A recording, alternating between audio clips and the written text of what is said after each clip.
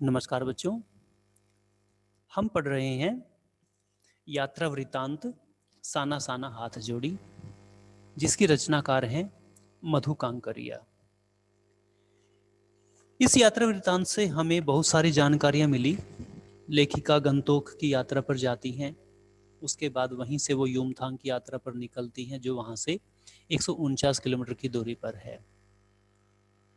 उनकी इस यात्रा के दौरान हमें वहाँ के रहन सहन, रीति रिवाजों का, उनके जीवन यापन का तरीका, वो सब कुछ हमें देखने को मिला, समझने को मिला। साथ ही पहाड़ी लोग किस प्रकार मुश्किल का जीवन जीते हैं, वहाँ की औरतें भी जीवन जीने के लिए कैसा कठोर परिश्रम करती है, वो सब हम इसमें देख चुके हैं, पढ़ चुके हैं।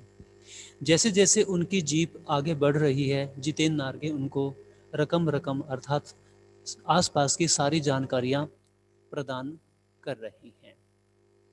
रास्ते इतने संकरे थे कि जीप जैसे अंदाजे से वहां से चल रही हो, निकल रही हो। अनेक लोग मजदूरी करके इन सड़कों को बनाते हैं, निर्माण करते हैं, और कई बार तो उनकी जान पर भी जोखिम आ जाता है। तो ऐसे कठिन जीवन को वो लोग जीते हैं। ये सब कुछ वर्णन लेखिका हमें इस पाठ के माध्यम से कर रही है, हमें बता रही है। और ये भी कह रही है कि यह तो धरती का स्वर्ग है, यहाँ पर स्वर्ग जैसा आनंद हमें मिलता है, लेकिन यहाँ के लोगों के लिए जीवन का गुजारा करना बड़ा ही मुश्किल होता है। लेखिका आगे बढ़ती हैं, जितेंद्र नारगे जीप को चला रही हैं, तो आगे उनको एक चेतावनी दिखाई देती है, जहां लिखा हुआ था, धीरे चलाएं, घर में बच्चे आपका इंतजार कर रहे हैं। थोड़ा और आगे बढ़े, फिर एक चेतावनी, we care man eater around.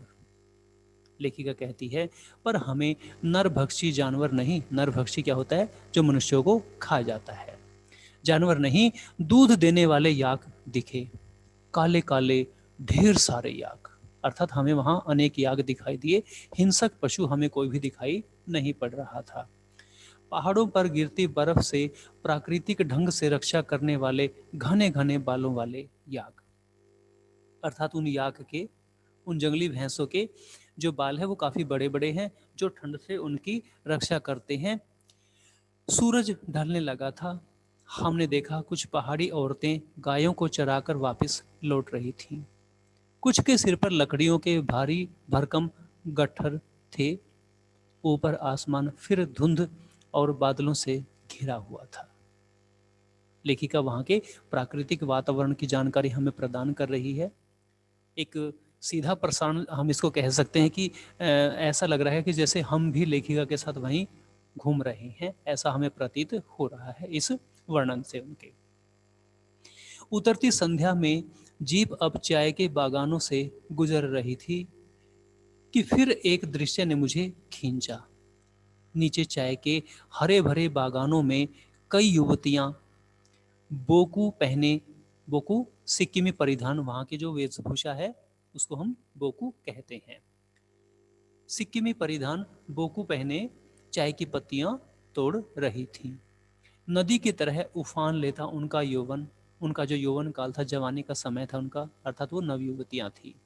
और श्रम से दमकता गुलाबी चेहरा, श्रम परिश्रम, अर्थात वो परिश्रम करके खाती हैं, उनका चेहरा गुलाबी नजर आ रहा था। एक युवती ने चटक लाल रंग का बोकू पहन रखा था। सघन हरियाली के बीच चटक लाल रंग डूबते सूरज के स्वर्णिम और सात्विक आभा में कुछ इस कदर इंद्रधनुषी छटा बिखेर रहा था कि मंत्रमुग्ध सी मैं चीख पड़ी थी। इतना अधिक सौंदर्य मेरे लिए असह्य था, मुझसे सहन नहीं हो पा रहा था। अर्थात चाय के बागान हरे भरे थे।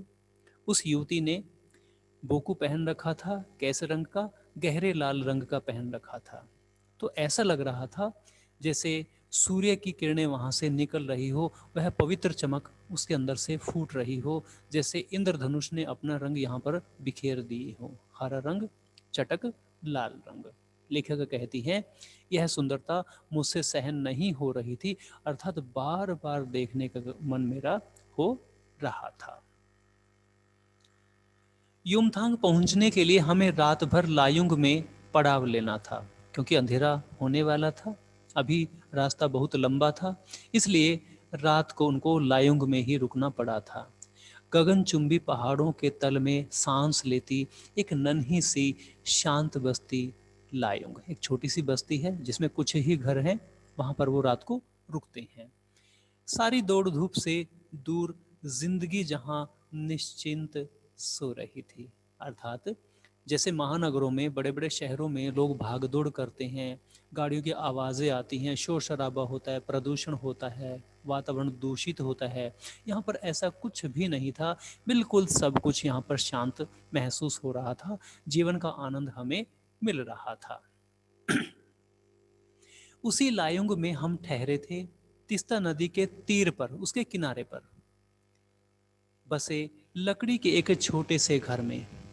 मुंह हाथ धोकर मैं तुरंत ही तीस्ता नदी के किनारे बिखरे पत्थरों पर बैठ गई थी।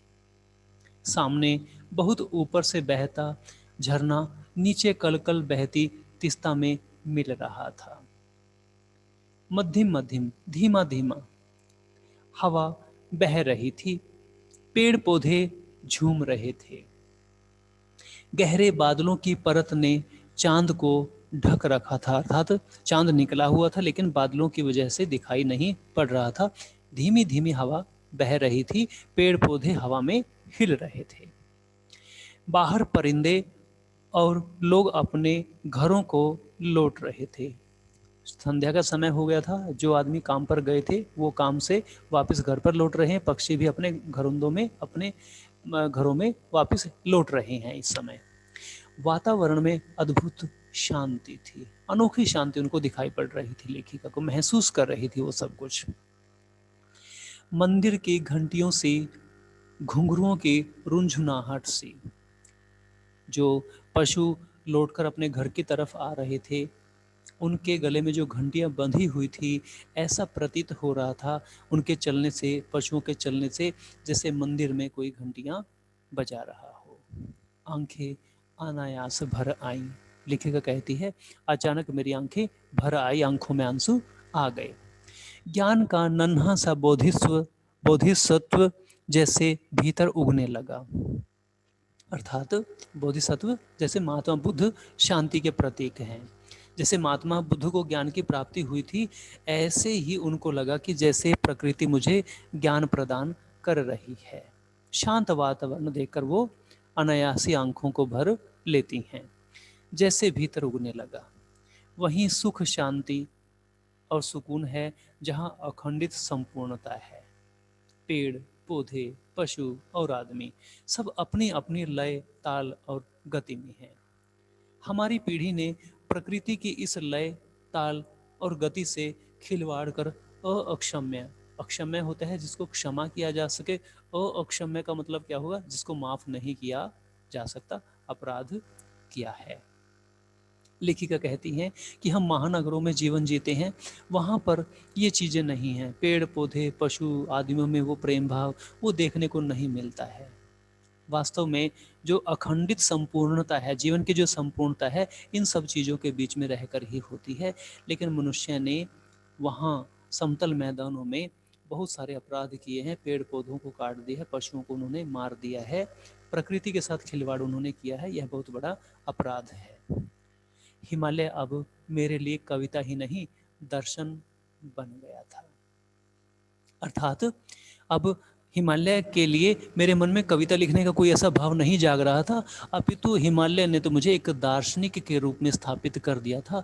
अर्थात मेरे मन में एक नया दर्शन, एक नई सोच उत्पन्न हो गई थी, जो मुझे जीवन को एक नए तरीके से जीने की प्रेरणा प्रदान कर रही थी। मुझे बहुत कुछ सीखने को मिल रहा था। अंधेरा होने के पहले ही किसी प्रकार डगमगाती शिलाओं और पत्थरों से होकर तीस्ता नदी की धार तक पहुंची। नदी नीचे बह रही है, लेखिका ऊपर थी, तो वो अंधेरे में ही नीचे की तरफ, पानी की तरफ चल पड़ती है, नदी की धारा की तरफ पहुंच जाती है। बहते पानी को अपनी अंजलि में भरा तो अतीत भीतर धड़कने लगा। स्मृति में कौन था? हमारे यहाँ जल को हाथ में लेकर संकल्प लिया जाता है। क्या संकल्प करूं? पर मैं संकल्प की स्थिति में नहीं थी। भीतर थी एक प्रार्थना, एक कमजोर व्यक्ति की प्रार्थना। भीतर का सारा हलाहल, हलाहल क्या होता है? हलाहल होता है जहर, विष।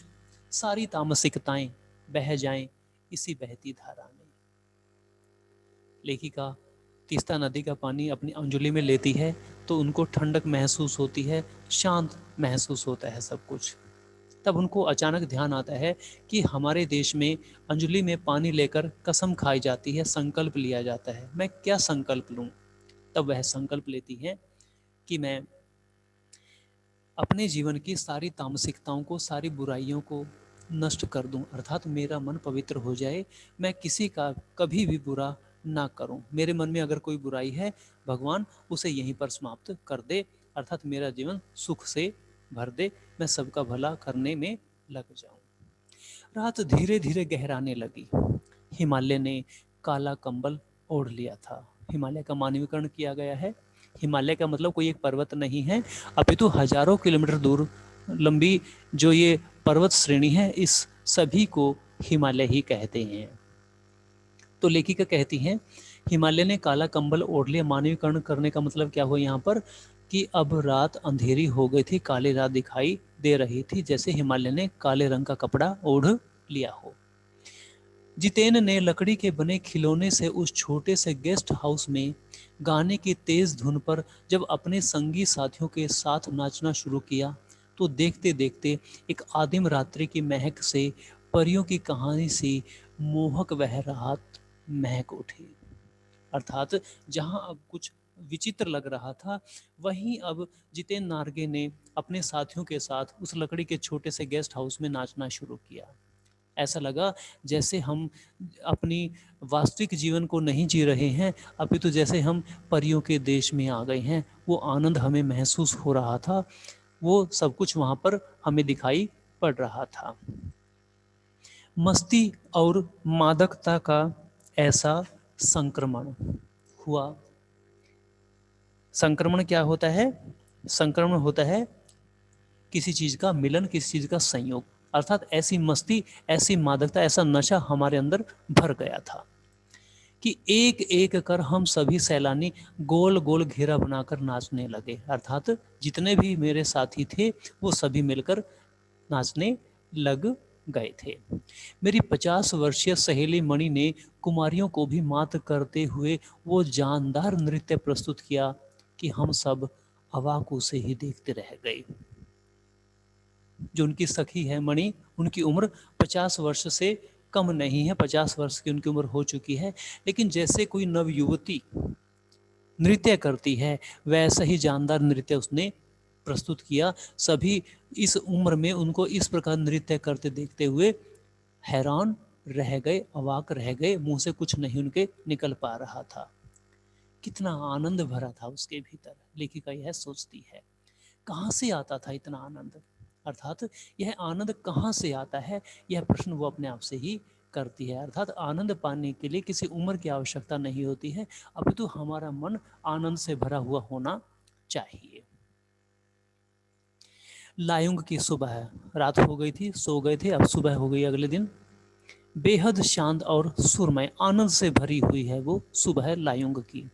तीस्ता नदी की शांत धारा के समान ही कल कल कर बहती हुई। जैसे तीस्ता नदी शांत से वहाँ पर बह रही थी, ऐसे ही वहाँ का जो वातावरण था बिल्कुल शांत और सुरमय, सुगंधि से भरा हुआ था, आनंद से भरा हुआ था, स्वर्ग जैसा आनंद दिखाई पड़ रहा था। अधिकतर लोगों की जीविका का साधन पहाड़ी आलू, धान की खेती और दारू का व्यापार, शराब का व्यापार वो करते हैं। आलू की खेती करते हैं, धान की खेती करते हैं, इसी से उनका जीवन यापन होता है। सुबह मैं अकेले ही टहलने निकल गई थी। मैंने उम्मीद की थी कि यहाँ मुझे बर्फ मिलेगी, पर अप्रैल के शुरुआती महीने में यहाँ बर्फ का एक कतरा भी नहीं था। यद्यपि हम सी लेवल से, समुद्र की ऊंचाई से 14,000 फीट की ऊंचाई पर थे, अर्थात फिर भी हमें बर्फ देखने को नहीं मिल रही थी। मैं बर्फ देखने के लिए बेचैन थी। हम मैदानों से आए लोगों के लिए बर्फ से ढके पहाड़ किसी जन्नत से कम नहीं होते, किसी स्वर्ग से कम नहीं होते हैं, लेखिका ऐसा बताती हैं।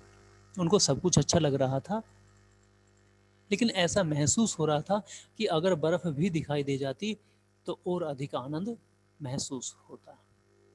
वहीं पर घूमते हुए एक सिक्किमी नवयुवक ने मुझे बताया कि प्रदूषण के चलते स्नोफॉल लगातार कम होती जा रही है, पर यदि मैं कटाऊ चली जाऊं तो मुझे वहां शर्तिया बर्फ मिल जाएगी।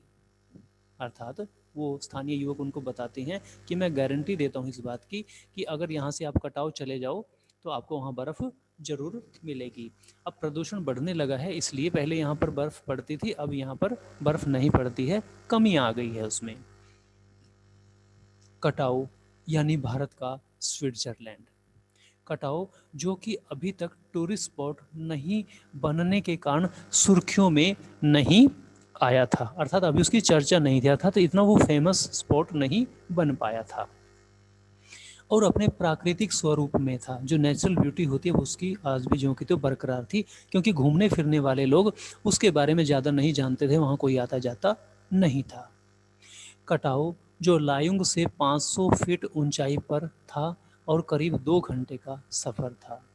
वह नवयुवक मुझसे बतिया रहा था और उसकी घरवाली अपने छोटे से लकड़ी के घर के बाहर हमें उत्सुकतापूर्वक देख रही थी कि तभी गाय ने आकर बाहर थैले में रखा उसका महुआ गुड़ुप लिया, अर्थात खा गई, निगल लिया था।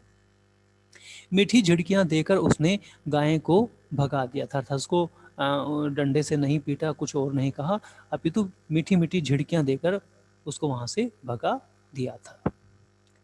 उम्मीद, आवेश, उत्साह से भरा हुआ और उत्तेजना के साथ अब हमारा सफर कटाव की ओर। लेखिका के मन में क्या है कि मुझे बर्फ देखनी है, इसलिए उस युवक से प्रेरणा पाकर, पता पूछकर अब वो कटाव की तरफ चल पड़ते हैं, जो वहां से लगभग 2 घंटे की दूरी पर था और 500 फीट और ऊंचाई पर था। वहां से कटाव का रास्ता और खतरनाक था और उस पर धुंध पड़ रही थी और बारिश भी साथ साथ ही हो रही थी। जितेन लगभग अंदाज से गाड़ी चला रहा था, अर्थात धुंध के कारण और साथ ही जो बरसात हो रही थी, गाड़ी चलाना आसान नहीं था, लेकिन जितेन नार्गे अपनी मेहनत से ध्यान से गाड़ी को चला रहा था। पहाड़, पेड़, आकाश, घाटियां, सब पर बादलों की परत दिखाई दे रही थी, अर्थात चारों तरफ बादल छाए हुए थे। सब कुछ बादलमय, बादल से युक्त था सब कुछ। बादलों को चीरकर निकलती हमारी जीप, अर्थात हमें ऐसा लग रहा था जैसे हम बादलों को चीरकर ही उनके बीच से हम निकल रहे हों, आगे बढ़ रहे हों कटाव की तरफ। खतरनाक रास्तों के एहसास ने हमें मौन कर दिया था। मौन करना, चुप रह जाना, अर्थात पहले तो वो बातचीत कर रहे थे, लेकिन अब उनकी बातचीत भी बंद हो गई थी। कहीं ना कहीं मन में डर बन गया था और उस पर बारिश, एक चूक और सब खलास, सब कुछ खत्म हो सकता था अगर चलने में थोड़ी सी भी चूक जितेन नार्गे कुछ कर देता तो। सांस रोके हम धुंध और फिसलन भरे रास्ते पर संभल संभल कर आगे बढ़ती जीप को देख रहे थे। हमारी सांस लेने की आवाज़ों के सिवाय आसपास जीवन का कोई पता नहीं था, अर्थात हम जो सांस ले रहे थे वह भी एक दूसरे को सुनाई दे रही थी। हम इतने शांत भाव से वहाँ पर बैठे थे, आगे बढ़ने के काम में लगे हुए थे। फिर नज़र पड़ी बड़े बड़े शब्दों में लिखी एक चेतावनी पर, if you are married divorce speed. थोड़ी ही दूर आगे बढ़े कि फिर एक चेतावनी, दुर्घटना से देर भली, सावधानी से मौत टली। ये जानकारियां लेखिका को वहां पर मिलती है, ये चेतावनी वो पढ़ती है जब वो जीप में बैठकर आगे बढ़ रही थी। करीब आधे रास्ते बाद धुंध छंटी और साथ ही सृष्टि और हमारे बीच फैला सन्नाटा भी हटा। नार्गे उत्साहित होकर कहने लगा, कटाव हिंदुस्तान का स्विट्जरलैंड है। मेरी सहेली मणि स्विट्जरलैंड घूम आई थी। उसने तुरंत प्रतिवाद किया, उसका विरोध किया, उसका जवाब दिया तुरंत, नहीं, स्विट्जरलैंड भी इतनी ऊंचाई पर नहीं है और न ही इतना सुंदर। अर्थात मणि स्विट्जरलैंड घूम कर आई थी, वो बताती है कि स्विट्जरलैंड इतनी ऊंचाई पर नहीं है और ना ही इतना सुंदर है। अर्थात जो कटाऊ ये स्थान है हिंदुस्तान का, यह स्विट्जरलैंड से भी अधिक सुंदर है। हम कटाव के करीब आ रहे थे क्योंकि दूर से ही बर्फ से ढके पहाड़ दिखने लगे थे। पास में जो पर्वत थे वे आधे हरे काले दिख रहे थे। लग रहा था जैसे किसी ने उन पहाड़ों पर पाउडर छिड़क दिया हो। कहीं पाउडर बची रह गई हो और कहीं वह धूप में बह गई हो। नार्गे ने उत्तेजित होकर का एक्साइटेड होकर उनको बताया, देखिए एकदम ताजा बर्फ है, लगता है रात में गिरी है यह बर्फ। थोड़ा और आगे बढ़ने पर अब हमें पूरी तरह बर्फ से ढके पहाड़ दिख रहे थे, साबुन के झाग की तरह सब ओर गिरी हुई बर्फ।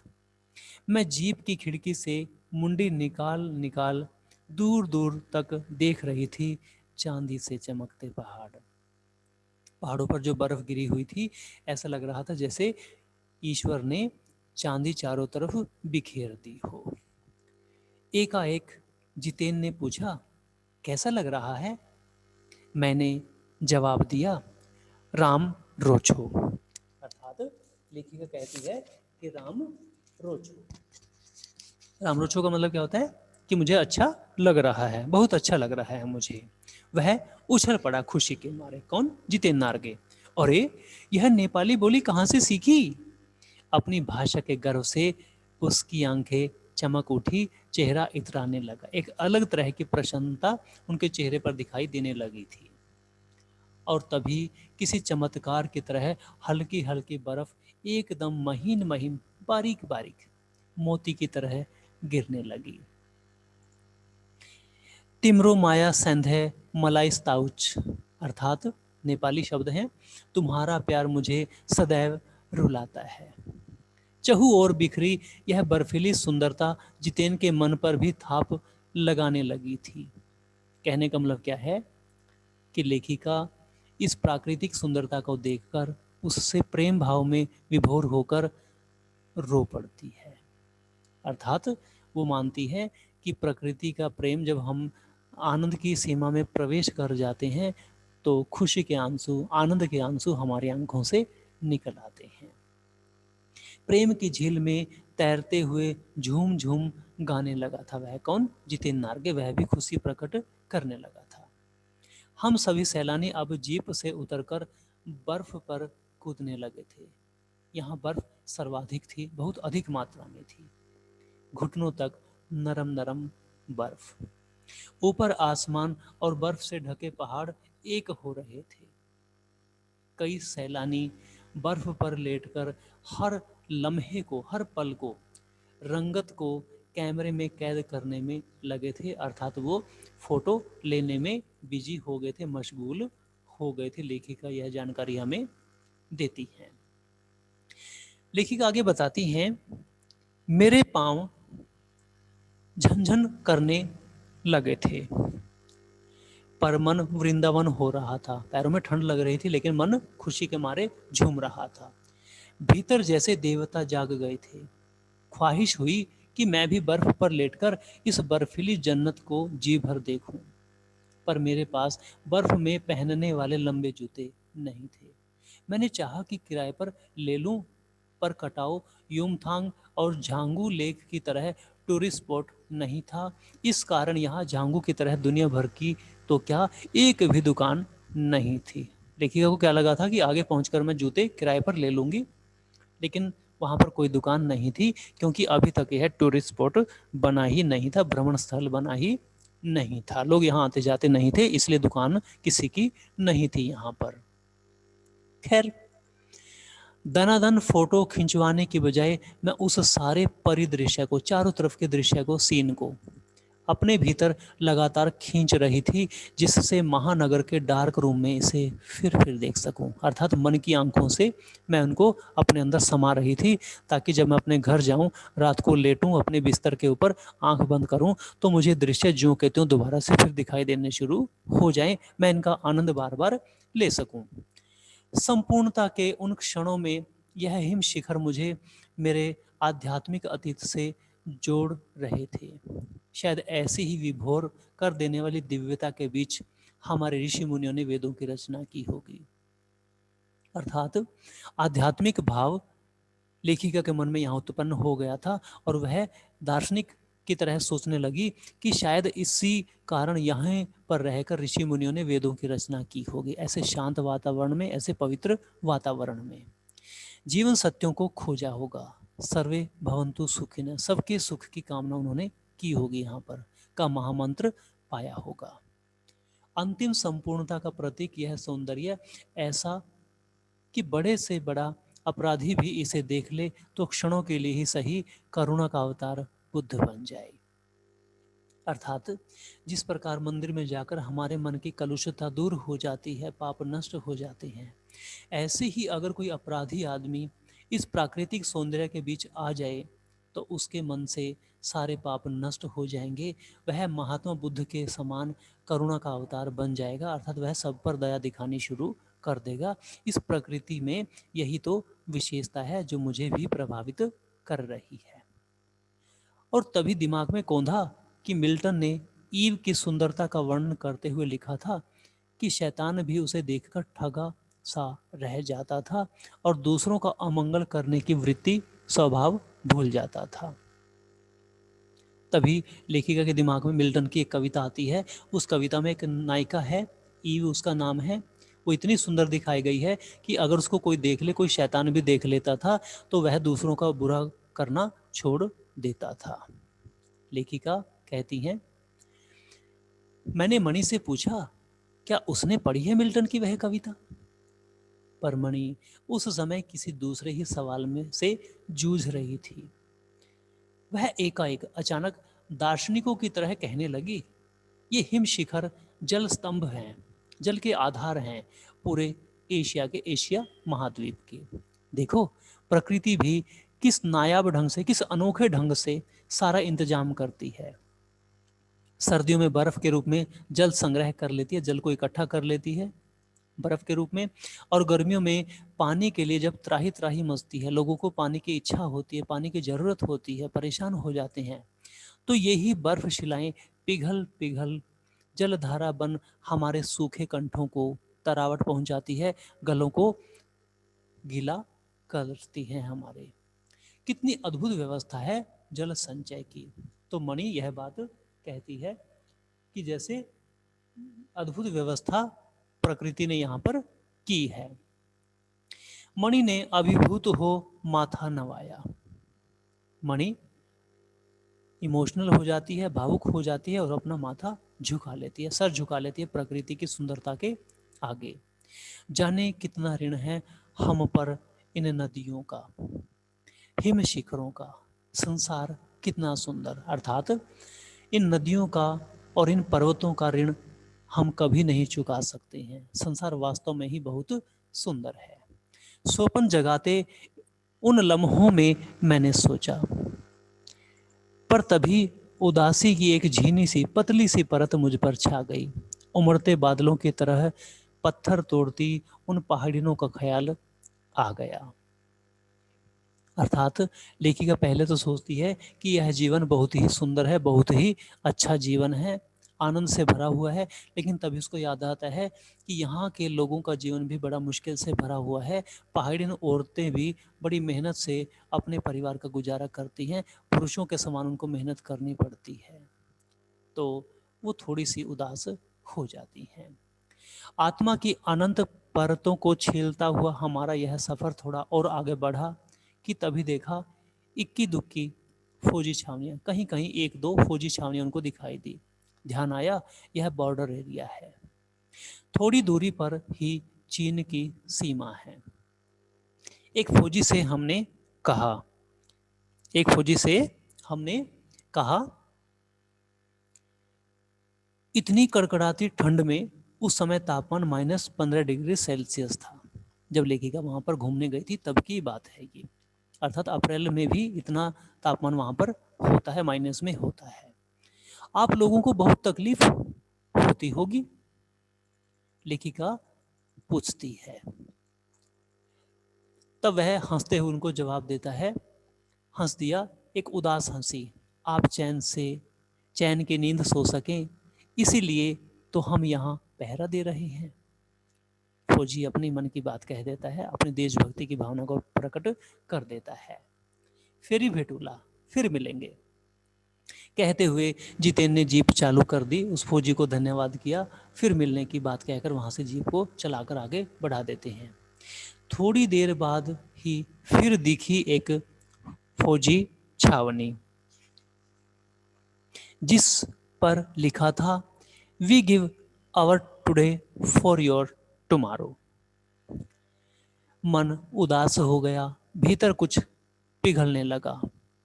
महानगर में रहते हुए कभी ध्यान ही नहीं आया कि जिन बर्फीले इलाकों में वैसाख के महीने में भी 5 मिनट में ही हम ठिठुरने लगे थे, हमारे ये जवान पौष और माघ में भी, अर्थात सर्दी की ऋतु में, दिसंबर जनवरी की ठंड में भी, जबकि सिवाय पेट्रोल के सब कुछ जम जाता है, तैनात रहते हैं।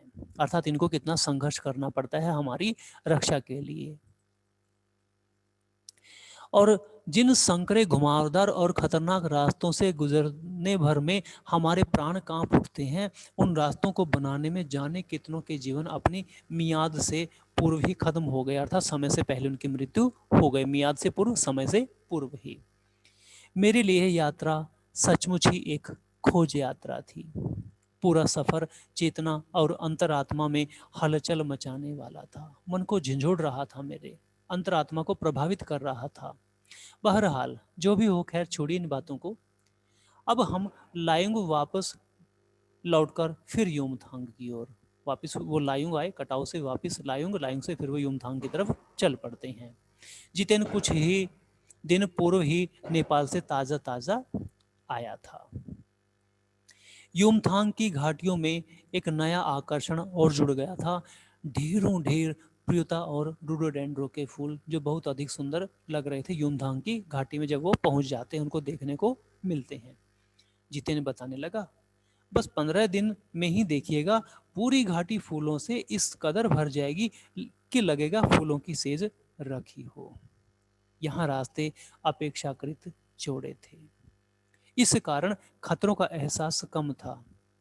इन घाटियों में कई बंदर भी दिखे, कुछ अकेले तो कुछ अपने बाल बच्चों के साथ, अर्थात लेखिका को बंदर और उनके परिवार वहां पर दिखाई पड़ रहे थे। रास्ते पहले से अधिक चौड़े हो गए थे। बहरहाल घाटियों, वादियों, पहाड़ों और बादलों की आंख मिचोली दिखाती, पहाड़ी कबूतरों को उड़ाती हमारी जीप जब युमथांग पहुंची तो हम थोड़े निराश हुए। उनको इतना अच्छा नहीं लगा युमथांग पहुंचकर।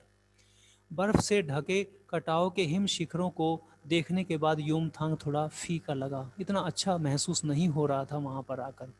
और यह भी एहसास हुआ कि मंजिल से कहीं ज़्यादा रोमांचक होता है मंजिल तक का सफ़र, अर्थात जो आनंद सफ़र के बीच में आता है, वो आनंद सफ़र में पूरा करने के बाद, मंजिल पर पहुंचने के बाद हमें उतना आनंद नहीं मिलता है।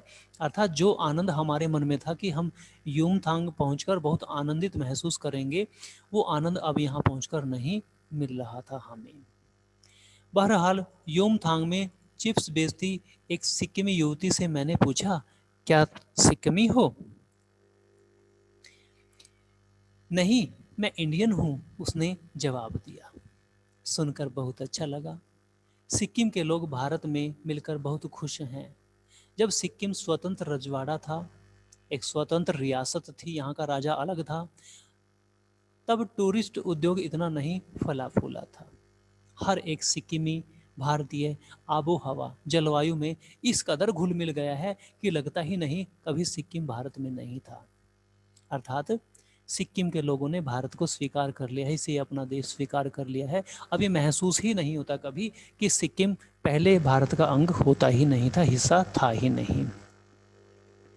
जीप में बैठने को हुए कि एक पहाड़ी कुत्ते ने रास्ता काट दिया। मणि ने बताया, ये पहाड़ी कुत्ते हैं, ये भौंकते नहीं हैं, ये सिर्फ चांदनी रात में ही भौंकते हैं। मणि लेखिका को यह जानकारी देती है। क्या? विस्मय और अविश्वास से मैं उसे सुनती रही। क्या समुद्र की तरह कुत्तों पर भी पूर्णिमा की चांदनी कामनाओं का ज्वार भाटा जगाती है?